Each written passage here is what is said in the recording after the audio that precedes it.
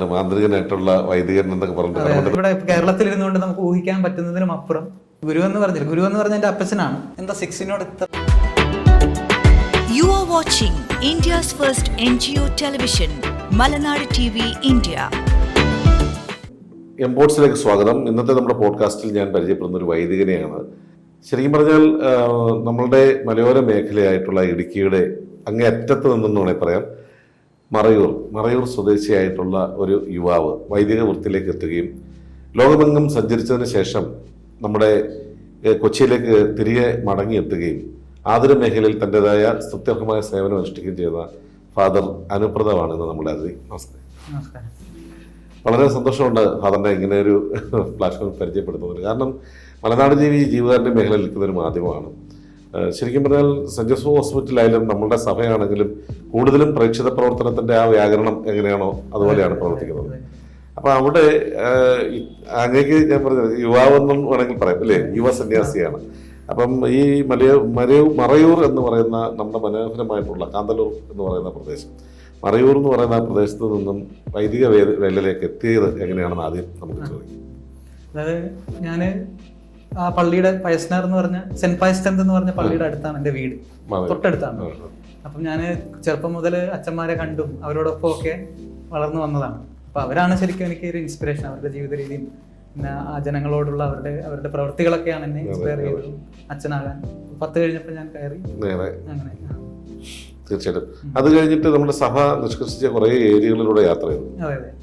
പ്രത്യേകിച്ച് ആഫ്രിക്കൻ ആദിവാസി മേഖലകളിലൊക്കെ സഞ്ചരിച്ചു അല്ലേ. ഈ ഒരു പ്രായത്തിൽ എനിക്ക് ഒരു ഇന്ത്യൻ യുവാവിന് കിട്ടുന്ന ഏറ്റവും വലിയൊരു അസുലഭ മുഹൂർത്തമാണ്. പ്രത്യേകിച്ച് പ്രേക്ഷിത പ്രവർത്തനം എന്ന് പറയുന്നത് തന്നെ സാമൂഹ്യ സേവനമാണ്, അല്ലെങ്കിൽ സാധുജന സേവനമാണ്. അപ്പൊ അവിടെ ആഫ്രിക്കൻ ജനതകളുടെ ഒരു ജീവചര്യം, ജീവിത രീതികളും ഒക്കെ നേരിട്ട് കാണാനിടയാക്കി. ആ ഒരു എക്സ്പീരിയൻസ് എങ്ങനെ ഉണ്ടായിരുന്നു? ശരിക്കും പറഞ്ഞാൽ അതൊരു അനുഗ്രഹമായിട്ടാണ് ഞാൻ കാണുന്നത്.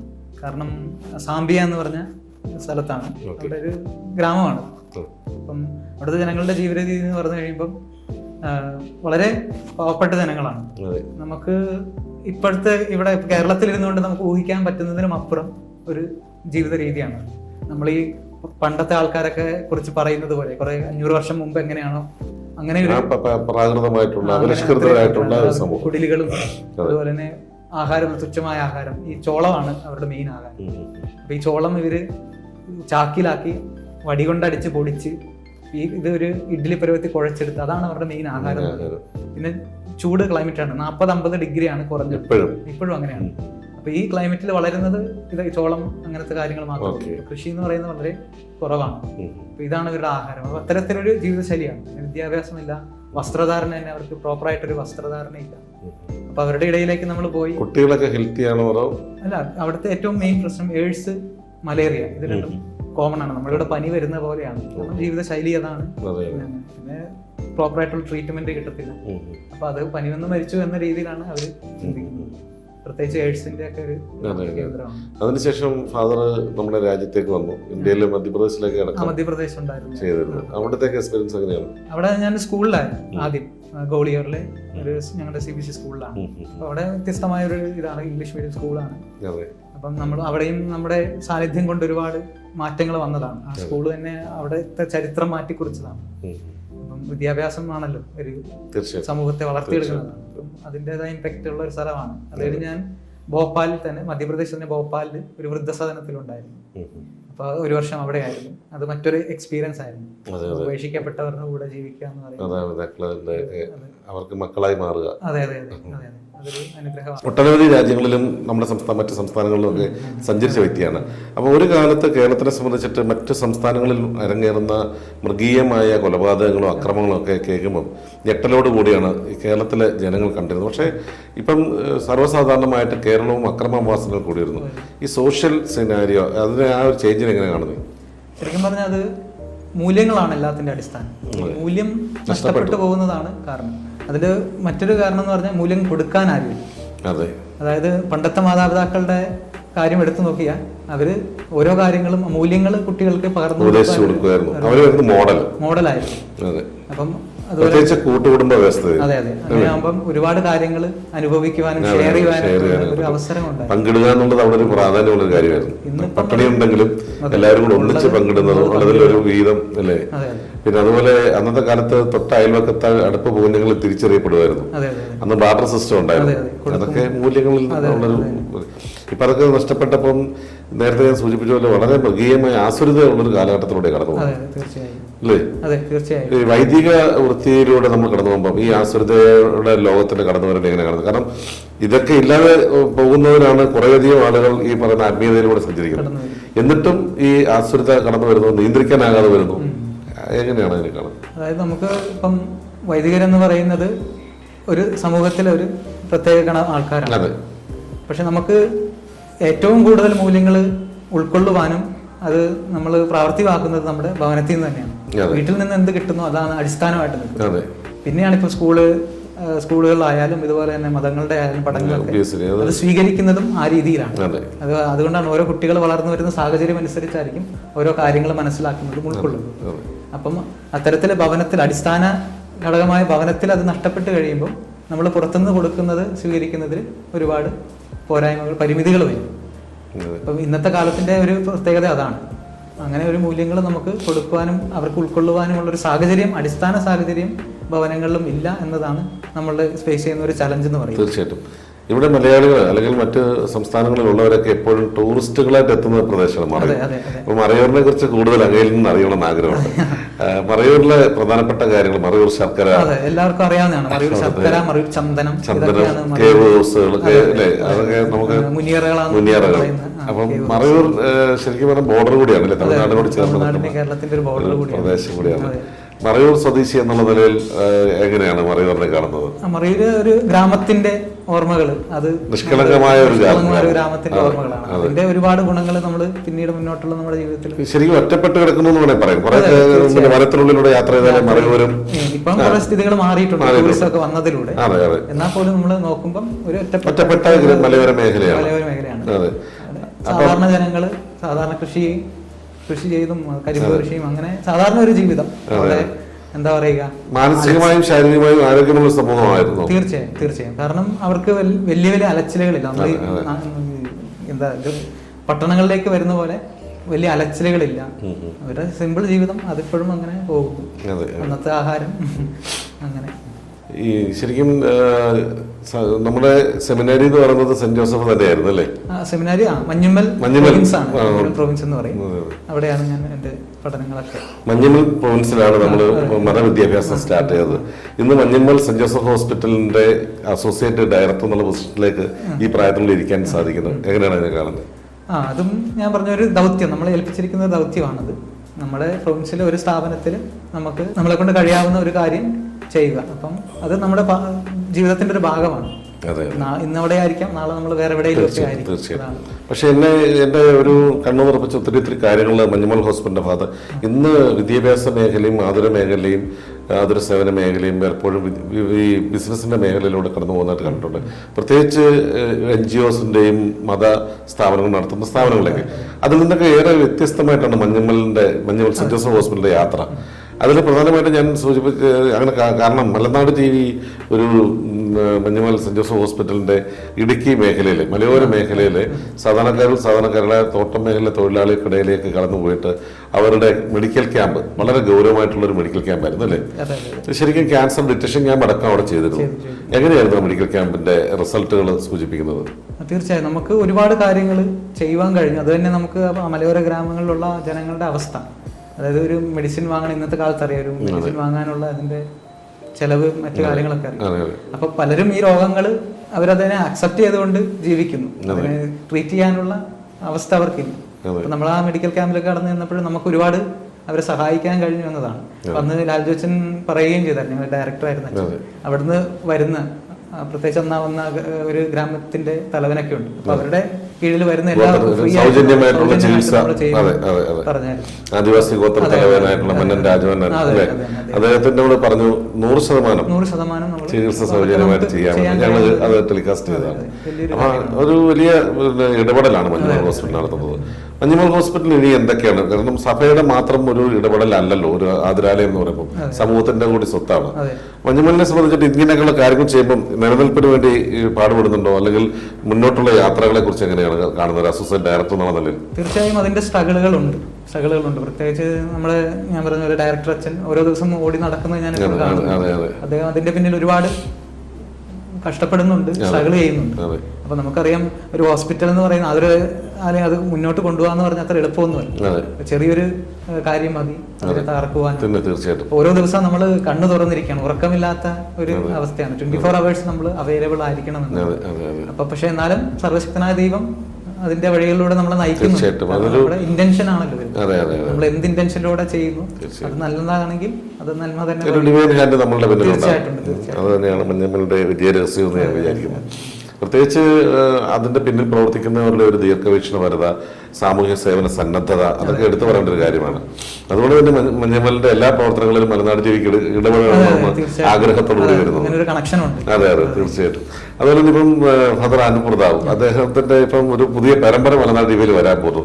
ശരിക്കും സോഷ്യൽ റിഫോർമേഷന് വേണ്ടിയുള്ള ഒരു ശ്രമമാണ് അങ്ങനെ ചെയ്യുന്നത്. എന്തൊക്കെയായിരിക്കും ഉള്ളടക്കങ്ങൾ? എന്റെ മെയിൻ ഇന്റൻഷൻ എന്ന് പറഞ്ഞാൽ നമുക്ക് ഇൻസ്പയർ ആയിട്ടുള്ള കുറെ കാര്യങ്ങൾ മറ്റുള്ളവർക്ക് പങ്കുവെച്ചു കൊടുക്കുക, കഥകളിലൂടെയും സാധാരണ വാല്യൂസ്, മൂല്യങ്ങൾ നമുക്ക് കഴിയുന്ന വിധം പകർന്നു കൊടുക്കുക. നമ്മള് ആർജിച്ചെടുത്തതും സെമിനാരിയിലൂടെയും വീട്ടിലൂടെയും മാതാപിതാക്കളിൽ നിന്നൊക്കെ കിട്ടിയ കാര്യങ്ങൾ നമുക്ക് ഷെയർ ചെയ്യാം. കാരണം ഇന്നത്തെ സമൂഹം മീഡിയ എന്ന് പറയുന്നത് വലിയൊരു അത് തന്നെയാണ് ശരിക്കും പറഞ്ഞാൽ മനുഷ്യന്റെ ജീവിതം നിയന്ത്രിക്കുന്നത്. അതിലൂടെ തന്നെ തീർച്ചയായിട്ടും സാധിക്കുന്നുണ്ട്. അതപ്പം അതിലൂടെ തന്നെ നമുക്ക് കൊടുക്കാൻ പറ്റുന്നത് കൊടുക്കുക. ഒരു തികഞ്ഞ മെന്റലിസ്റ്റ് ആണെന്ന് കേട്ടിട്ടുണ്ട്. വലിയ മെന്റലിസ്റ്റ് സ്വന്തമായിട്ട് പഠിപ്പിച്ചതല്ല. അങ്ങനെ ഒരു ഗുരു എന്ന് പറഞ്ഞില്ല. ഗുരു എന്ന് പറഞ്ഞ എന്റെ അപ്പച്ചനാണ്. അപ്പച്ചൻ കുഞ്ഞുനാളിൽ മറ്റു മാജിക് ഒക്കെ ചെയ്യുമായിരുന്നു സ്കൂളുകളിലൊക്കെ. അപ്പച്ചനാണ് എന്റെ ബാബു എന്നാണ്, ബാബു ജോൺ. ഒരു ആയുർവേദ ഫിസിഷ്യനാണ്. ഫേമസ് വൈദ്യരായിരുന്നു, ഒരു കാലത്തെ ഡോക്ടറായിരുന്നു. ഇപ്പോഴും അതെ, അദ്ദേഹം ജീവിച്ചിട്ടുണ്ട്. എത്ര വയസ്സുണ്ട് അദ്ദേഹത്തിന്? എനിക്ക് 35 വയസ്സ്. ഇപ്പോഴും ചെയ്യുന്നുണ്ട്. അപ്പൊ അദ്ദേഹമാണ് എന്റെ ഇൻസ്പിറേഷൻ. പിന്നെ ഞാൻ മാജിക്കിൽ നിന്നും മെന്റലിസം ഒരു ട്രെൻഡായി മാറിയപ്പോൾ അതിനെക്കുറിച്ച് അന്വേഷിച്ച് കുറച്ച് കാര്യങ്ങളൊക്കെ പഠിച്ചെടുത്തു എന്നതാണ്. തീർച്ചയായിട്ടും. അപ്പം ഞാൻ കരുതി ഒരുപാട് പ്രായമൊക്കെ ഇത് കാണും എന്ന് വിചാരിച്ചു. നിങ്ങൾ എത്ര പേരായിരുന്നു? ഞങ്ങൾ 2 മക്കളാണ്. ചേട്ടൻ പുറത്താണ്. വീട്ടിലിപ്പം അപ്പച്ചനും അമ്മച്ചേ ഉള്ളൂ. അവരുടെ പിന്നെ ഈ പറഞ്ഞ പോലെ ഒരു മാറി നിൽക്കുമ്പോൾ അവർക്ക് ബുദ്ധിമുട്ടൊന്നും ഇല്ല? മക്കള് ദൂരെയാണെന്നുള്ള ബുദ്ധിമുട്ട് എന്തായാലും ഉണ്ടാകും. പോയി കാണാറുണ്ട്. ബാക്കി ജനങ്ങളൊക്കെ ഉണ്ടല്ലോ മറയൂർ? അവിടെ ഇല്ല, ഞങ്ങൾ ശരിക്കും മറയൂർ ജനിച്ച് വളർന്നതല്ല. അപ്പച്ചൻ ഈ ശരിക്കും പറഞ്ഞ ആയുർവേദമായിട്ട് ബന്ധപ്പെട്ട ഒരുപാട് മരുന്നുകൾ കിട്ടുമെന്ന് വന്നതാണ്. അങ്ങനെ വന്ന് ഞങ്ങൾ അവിടെ സെറ്റിൽ ആയതാണ്. ഇടുക്കി തന്നെയായിരുന്നു, ഏലപ്പാറ ആയിരുന്നു അമ്മയുടെ വീട്. അപ്പന്റെ വീട് മാങ്കുളം, തോപ്രാംകുടി ആ ഏരിയയാണ്. അവിടെ നിന്ന് അങ്ങനെ മറയൂരിലേക്ക് വന്നതാണ്. ശരിക്കും മറയൂരിൽ സ്വർഗീയ അല്ലേ? ഇന്നും കൂടുതൽ കടന്ന് അധിനിവേശമൊന്നും എത്തിയിട്ടില്ലെന്ന് ഞാൻ വിചാരിക്കുന്നത്. കെട്ടിടങ്ങളൊന്നും വലുതായിട്ടൊന്നും വന്നിട്ടില്ല. ടൂറിസത്തിന്റെ ഒരു ഇഫക്റ്റ് വന്നു തുടങ്ങിയിട്ടുണ്ട്. എന്നാലും ഇപ്പോഴും ഒരു വെർജിൻ ഗ്രാമമാണ് അത് പറയാൻ പറ്റും. അപ്പൊ നമുക്ക് ഫാദർ അനുപ്രതാവ് അദ്ദേഹം നടത്തുന്ന ഒരു മാസ്മരിക മെന്റലിസം പരിപാടിയിലേക്ക്, ശരിക്കും മെന്റലിസം എന്നൊക്കെ പറയുമ്പോൾ എനിക്ക് പലപ്പോഴും ഞാൻ ഈ വീഡിയോ കാണുമ്പോഴത്തേക്ക് പലപ്പോഴും ചിന്തിച്ചിട്ടുണ്ട്, അതീന്ദ്രിയ ജ്ഞാനം എന്താണ് സംഭവിക്കുന്നത്? കാരണം ഒരാളുടെ മസ്തിഷ്കത്തെ അല്ലെങ്കിൽ പെട്ടെന്ന് ഒരാളെ ഉറക്കാൻ സാധിക്കുക, അല്ലെങ്കിൽ അയാളുടെ മനസ്സിനെ കീഴടക്കാൻ സാധിക്കുക, അതിന്റെ ഗുഡൻസ് എന്താണ്? ഇത് ശരിക്കും പറഞ്ഞാൽ മെന്റലിസം എന്ന് പറഞ്ഞാൽ മാജിക്കിന്റെ മറ്റൊരു ഫോം തന്നെയാണ്. നമുക്ക് ആർക്കും ആരുടെ മനസ്സിലേക്ക് കടന്നു എന്നോ അവരുടെ മനസ്സിലുള്ളതൊക്കെ എടുക്കാനൊന്നും സാധിക്കത്തില്ല. ഇത് മനസ്സ് വായിച്ചു എന്നൊരു ഇഫക്റ്റ് കൊണ്ടുവരികയാണ്. നമ്മൾ തീർച്ചയായിട്ടും സൈക്കോളജിയുടെ ചെറിയ പ്രിൻസിപ്പിൾസ് ഒക്കെ ഉപയോഗിക്കും. പിന്നെ ഈ പറഞ്ഞത് ഹിപ്നോസിസ് അത് വ്യത്യാസമാണ്. മെന്റലിസം അതും തമ്മിൽ വളരെ വ്യത്യാസമായിട്ട് അത് നമ്മൾ ഇതുപോലെ തന്നെ ബ്രെയിനിന്റെ ഫംഗ്ഷൻ സൈക്കോളജിയാണ്. അതിനെ വെച്ച് നമ്മൾ ഉപയോഗിച്ച് അത് ചെറിയൊരു എന്റർടൈൻമെന്റിന് വേണ്ടി അതിലേക്ക് വന്നിട്ടുണ്ടോ? അത് ഞാൻ ചെയ്യാറുണ്ട്. പണ്ട് നമ്മള് പലപ്പോഴും പറയാറുണ്ട് മാന്ത്രികനായിട്ടുള്ള വൈദികൻ എന്നൊക്കെ പറഞ്ഞിട്ട് ഇൻസ്പിറേഷനാണ്. തീർച്ചയായിട്ടും. ഇപ്പം ഇത്രയും കാര്യങ്ങളിലൊക്കെ ചെയ്ത് ഇന്ന് സെന്റ് ജോസഫ് ഹോസ്പിറ്റലിന്റെ അസോസിയേറ്റ് ഡയറക്ടർ പൊസിഷനിലൊക്കെ ഇരിക്കുന്നു. സോഷ്യൽ ആക്ടിവിസത്തിലൊക്കെ അതുപോലെ മീഡിയ വരെ മീഡിയയെ വരെ ഉപയോഗപ്പെടുത്താനായിട്ട് ശ്രമിക്കുന്ന സാമൂഹിക സേവനത്തിന് വേണ്ടി തിരിഞ്ഞു നോക്കുമ്പോഴുള്ള ആ സ്പാൻ നമ്മുടെ ദൂരത്തെ എങ്ങനെയാണ് കാണുന്നത്? എല്ലാം ഒരു നിമിത്തമാണ് നമ്മൾ അല്ലേ. നമ്മൾ വളർന്ന് ആദ്യം തൊട്ട് ഇന്ന് വരെയുള്ള വളർച്ചയിൽ നമ്മളറിയാതെ നമ്മളെ ഫോം ചെയ്യുന്ന ഒരു പവറുണ്ട്, ലീഡ് ചെയ്യുന്നുണ്ട്. അത് നമ്മൾ ചെറിയ ചെറിയ കാര്യങ്ങളായിരിക്കാം, പക്ഷെ ഇത് നമ്മൾ തിരിഞ്ഞു നോക്കുമ്പോൾ ആ കാര്യങ്ങളാണ് നമ്മൾ ഇന്ന് വലുതായിട്ട് ചെയ്യുന്നത്. അത് ഒരു എല്ലാവരുടെ ജീവിതത്തിൽ അങ്ങനെ ആയിരിക്കും. തീർച്ചയായിട്ടും ഉൾവിളിയാണത്. ആ ഉൾവിളിയിലൂടെയാണ് നമ്മൾ യാത്ര ചെയ്യുന്നത്. ഞാൻ ചോദിച്ചത് ഒരു മാനസിക സംതൃപ്തി നമ്മൾ ചെയ്തതിൽ നിന്ന് അല്ലേ, ഒരു വലിയ തികഞ്ഞ സംതൃപ്തി മുഖത്തും കാണാനുണ്ട്. മുന്നോട്ടുള്ള യാത്രകളിൽ ഒരുപാട് കാര്യങ്ങൾ ചെയ്യാൻ സാധിക്കട്ടെ എന്ന് ആശംസിക്കുകയാണ്. നന്ദി. അപ്പം നമ്മള് ഫാദറിന്റെ മെന്റലിസത്തിന്റെ എക്സ്പീരിയൻസിന് വേണ്ടി ഇരിക്കുകയാണ്.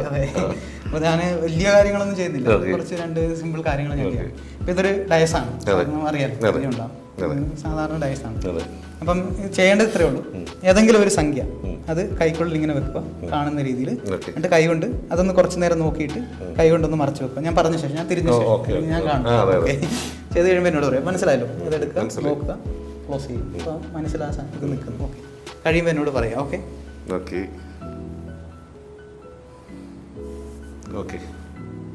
വെച്ചാ ഓക്കെ. എൻ്റെ കണ്ണുകളിലേക്കൊന്ന് നോക്കാം.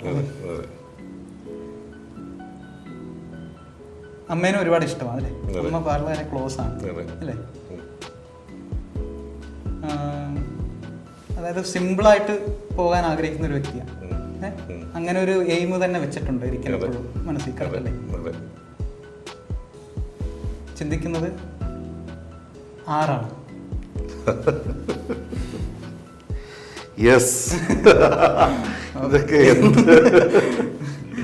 ഇതെങ്ങനെ കിട്ടി?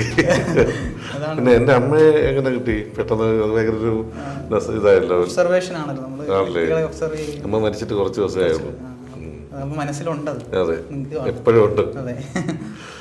പിന്നെ ആ സിമ്പിൾ സിറ്റി എന്ന് പറഞ്ഞൊരു സംഭവം അത് എനിക്ക് എപ്പോഴും ഫീൽ ചെയ്തിട്ടുണ്ട്. എന്തായിരുന്നു അത്? അങ്ങനെ ഒരു എയിമോ അങ്ങനെ? തീർച്ചയായിട്ടും അത് നമ്മുടെ ജീവിതത്തിൽ ഉണ്ടാവണമല്ലോ. അതുകൊണ്ടാണല്ലോ ഈ ജോണർ പിടിച്ചത് മലനാട് TV.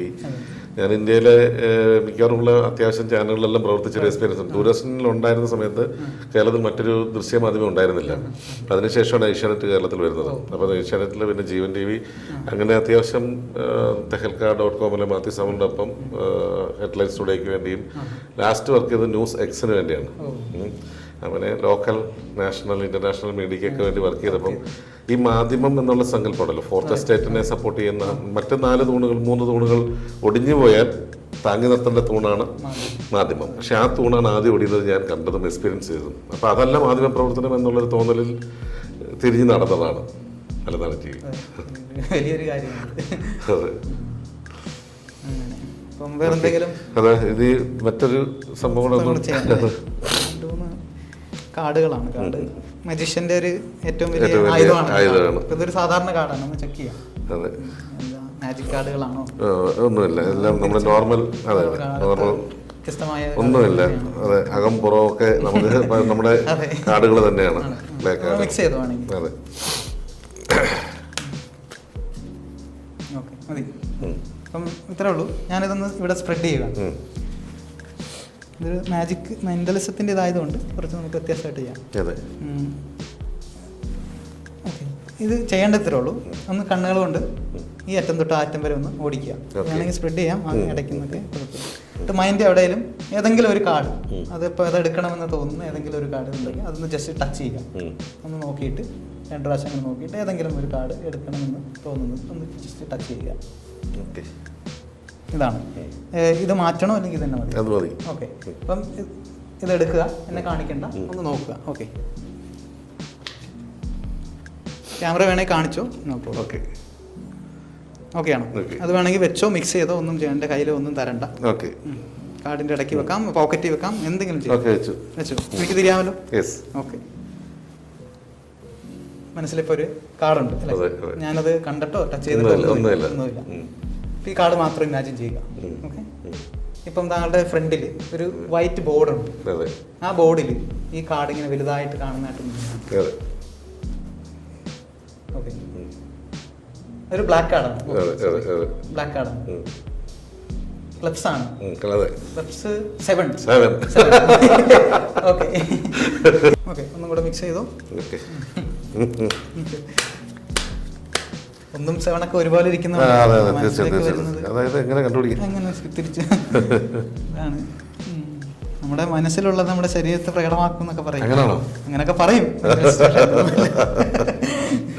ഓക്കെ, അതുപോലെ തന്നെ ഇഷ്ടമുള്ളൊരു നോക്കുക. ആ തീരുമാനം ഒന്ന് കുറച്ച് സ്ട്രോങ് തീരുമാനമാണ്. ചുമ്മാ നമ്മൾ കാർഡ് എടുക്കുന്നത് തീർച്ചയായിട്ടും എനിക്കൊരു തോന്നുന്ന ഒരു കാർഡ്. അത് ഇടയ്ക്കുന്ന ഇപ്പം തൊടണമെങ്കിൽ മാറ്റിയിട്ട് തൊടാം, അങ്ങനെ കുഴപ്പമൊന്നുമില്ല. ഓക്കെ, പിന്നെ അടിയിലിരിക്കുന്ന ആളെ എടുത്തോ നോക്കി. എടുത്തോ നോക്കി. ഞാൻ അടുത്തൊരു ഓക്കെ ഓക്കെ ആണോ?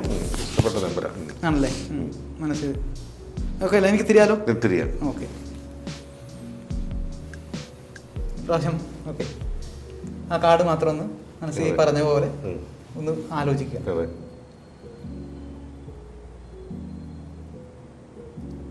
വീണ്ടും ക്ലബ്സിലേക്കാണ് എത്തിയത്. ഫ്ലവറാണ്. അതെ. എന്താ 6 ഇത്ര താല്പര്യം? എനിക്ക് വയ്യ. 6 ഒരു വീക്ക്നെസ് ഫ്ലവർ ക്ലബ് 6 എൻ്റെ ലക്കി നമ്പർ. വണ്ടിയുടെയും നമ്പർ December 6 ആണ് ബർത്ത്ഡേ. അതെ, 369 ഒക്കെ ലക്കി നമ്പറിനകത്ത് വരുന്നുള്ളതാണ് ഈ ന്യൂമറോളജി. വേറെ എന്തെങ്കിലും ചെയ്യണോ? ഒരെണ്ണം കൂടെ ചെയ്യാം. ബുക്കിന്റെ ആണ്, ഒരു സ്കാർലറ്റ് ലെറ്റർ എന്ന് പറഞ്ഞ നോവലാണ്. അതൊന്ന് ചെക്ക് ചെയ്യാം. മാജിക് ബുക്ക് ഒന്നുമല്ല. എൻ്റെ പ്രത്യേകത എന്ന് പറഞ്ഞാൽ ഞാനിത് തറവായിട്ടൊന്ന് എൻ്റെ മൈൻഡിലൂടെ കൊണ്ടുപോയിട്ടുണ്ട്. അതുകൊണ്ടാണ് എനിക്ക് പുസ്തകം വായിക്കുന്ന ഒരാളാണെന്ന് എനിക്കറിയാം. തീർച്ചയായിട്ടും. ഇപ്പം ഞാനിപ്പം വന്നപ്പോൾ കണ്ടായിരുന്നു നമ്മുടെ എന്താ മൈൻഡ് റീഡിങ് അല്ലെങ്കിൽ മൈൻഡും മനസ്സൊക്കെ ആയിട്ട് ബന്ധപ്പെട്ട ഒരു ബുക്കാണ് വായിച്ചുകൊണ്ടിരിക്കുന്നത് ഇപ്പം, അല്ലേ? അതെ, സമ്മാനിച്ചതാണ് ഏറ്റവും പ്രിയപ്പെട്ട ഒരാള്. എങ്ങനെ മനുഷ്യരെ വായിച്ചെടുക്കാം. ഓക്കെ, അപ്പം ഇതൊരു നോർമൽ ബുക്കാണ്. ഞാനിത് ഇങ്ങനെ റിഫ്ലൈ ചെയ്യും. ഇഷ്ടമുള്ളടത്ത് സ്റ്റോപ്പ് പറയും. എവിടെ ഇത് നോക്കിക്കോ. വാക്കുകളൊക്കെ വ്യത്യസ്തമായ, പേജുകൾ വ്യത്യസ്തമാണോ? തീർച്ചയായിട്ടും. റിപ്പീറ്റേഷനോ ഒന്നുമില്ല. ഓക്കെ, അത് ഞാൻ റിഫ്ലൈ ചെയ്യുകയാണ്. ഇഷ്ടമുള്ളടത്ത് സ്റ്റോപ്പ് പറയുക. ഇവിടെ മതി. ഇനി ഫ്രണ്ടിലേക്ക് പോകണം. ഇവിടെ മതി. ചെയ്യേണ്ടത് കാണുന്ന ആദ്യത്തെ വാക്ക് കണ്ടോ? ഏറ്റവും ആദ്യത്തെ വാക്ക് അതൊന്ന് മനസ്സിൽ വെക്കുക. ഞാനൊന്നും ചെയ്യുന്നില്ല, ക്ലോസ് ചെയ്യാണ്. ഓക്കെ, വാക്ക് മനസ്സിലുണ്ട്. അതൊന്ന് ഉള്ളിലേക്ക് ഇങ്ങനെ കൊണ്ടുവരിക. നിങ്ങളുടെ നേച്ചറുമായിട്ട് ബന്ധപ്പെട്ട ഒരു വാക്കാണ്. തീർച്ചയായിട്ടും അത് അത്യാവശ്യമാണ് ഒരു മീഡിയക്കാരൻ, അല്ലേ? അതായത് നമ്മൾ എത്രമാത്രം തുറവയുണ്ടോ അത്രമാത്രം ജനങ്ങളിലേക്ക് ചെല്ലാൻ പറ്റും. ഓപ്പൺ മനസ്സ് തുറക്കണം. നമ്മുടെ മുട്ടുന്ന വാതിലുകൾ തുറക്കപ്പെടണം. ജീവിതമായിട്ട് ഒരുപാട് അടുത്തേക്ക് എന്നാലും സന്തോഷം. ശരിക്കും വലിയ ഒരു പ്രാവീണ്യം വേണം ഇതിനൊക്കെ. പ്രാക്ടീസാണ്. എന്നാലും അത് ശരിക്കും പറഞ്ഞാൽ ഇതിനകത്ത് വലിയ കൺകെട്ട് വിദ്യയൊന്നുമില്ല, അല്ലേ? എന്നാലും ഏതെങ്കിലും സാധിക്കും. എന്നാലും അതെങ്ങനെ എല്ലാത്തിന്റെ പിന്നിൽ ഒരു ട്രിക്ക് ഉണ്ട്. എല്ലാത്തിന്റെ പിന്നിൽ ഒരു ട്രിക്ക് ഉണ്ട്. മെന്റലിസത്തിന്റെ പ്രത്യേകത എന്ന് പറഞ്ഞാൽ നമ്മള് മൈൻഡ് വായിച്ചു എന്നൊരു ഇഫക്റ്റ് കൊണ്ടുവരികയാണ്. അത് എത്ര മാക്സിമം നമുക്ക് ചെയ്യാൻ പറ്റൂ അത്രയും ചെയ്യുമ്പോൾ ഈ പറഞ്ഞ പോലെ സൈക്കോളജിയുടെ പ്രിൻസിപ്പിൾ നമ്മൾ ഉപയോഗിക്കുന്നുണ്ട്. ശരിക്കും ഇങ്ങനെ എനിക്കൊന്ന് ഫാദറിന് ഈ ഒരു സംവിധാനം, ഈ ഇപ്പം സ്വായത്തമാക്കിയ സംവിധാനം സാമൂഹ്യ നവോത്ഥാനത്തിന് കൂടുതൽ ഉപയോഗപ്പെടുത്താൻ സാധിക്കും കുട്ടികൾക്കിടയിലായാലും. ഇനി ഇത് ആരെയും രസിപ്പിക്കുന്ന കാര്യം കൂടെ ചെയ്യുന്നുണ്ടോ?